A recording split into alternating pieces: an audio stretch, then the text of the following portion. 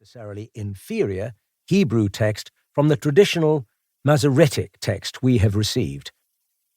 Sometimes, as in the case of the Angel of Great Counsel, the Septuagint version of the phrase translated Wonderful Counselor in the King James Version, it is hard to know whether we are dealing with an eccentric translation or a different text. Origen's New Testament text, to which he is an early and important witness, was essentially the same as ours. Even in this case, though, Origen often understood the text differently from the way modern translators do. An example is the familiar phrase in 1 Corinthians chapter 13, verse 12, translated, "Now we see through a glass darkly." There, as we shall see, Origen understood in a precise technical sense the Greek phrase en enigmati, in an enigma, vaguely rendered as darkly in the King James Version. Likewise, in John chapter 13, verse 2, referring to the devil's having Judas the intention to betray Christ, Origen understood the Greek verb balo, describing the devil's action in a precise sense. Where modern versions usually translate this word as put, Origen found in it an image of the devil piercing Judas' heart with this intention as with an arrow.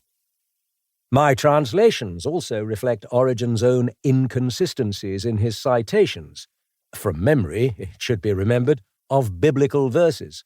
Thus, for example, in Book 1 of the Commentary on John, Origen cites Revelation chapter 22, verse 13, "I am the Alpha and the Omega, the first and the last, the beginning and the end," in 3 different ways, none of which is quite the way we have received it.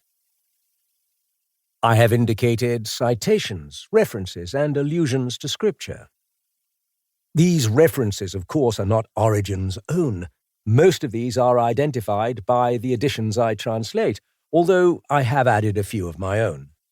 Origen could only refer to a particular passage by giving the name of the book and citing a few words, as he does frequently, or by summarizing its contents, as he does at the beginning of his Homily 12 on 1 Samuel.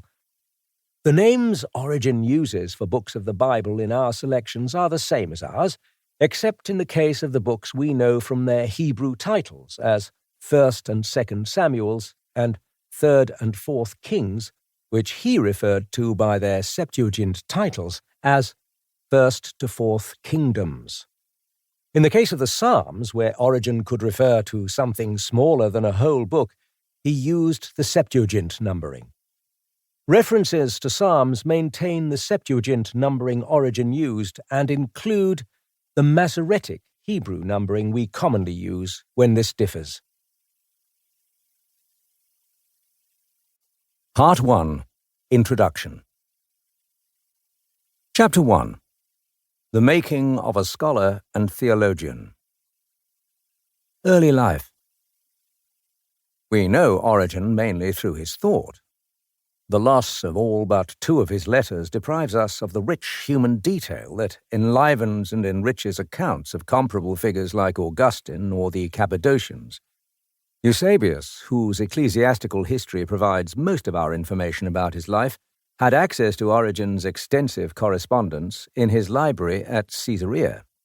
He used it, along with further information that his mentor Pamphilus gathered for his apology for Origen, to promote Origen as a scholar and saint. We can supplement Eusebius with data gleaned from Origen's own works and from other sources, notably an address to Origen composed by a student traditionally identified as Gregory Thaumaturgus. Pierre Notin sifts through such information in his groundbreaking reconstruction of Origen's life. Other scholars have challenged details of Notin's work, and he himself admits that many points are uncertain, but his basic outline is persuasive. Notin subjects Eusebius to source criticism, establishing criteria for isolating information from reliable sources such as Origen's correspondence. He dismisses as hearsay stories about Origen's relationship to his father, whose very name, Leonides, according to Eusebius, he considers doubtful. One such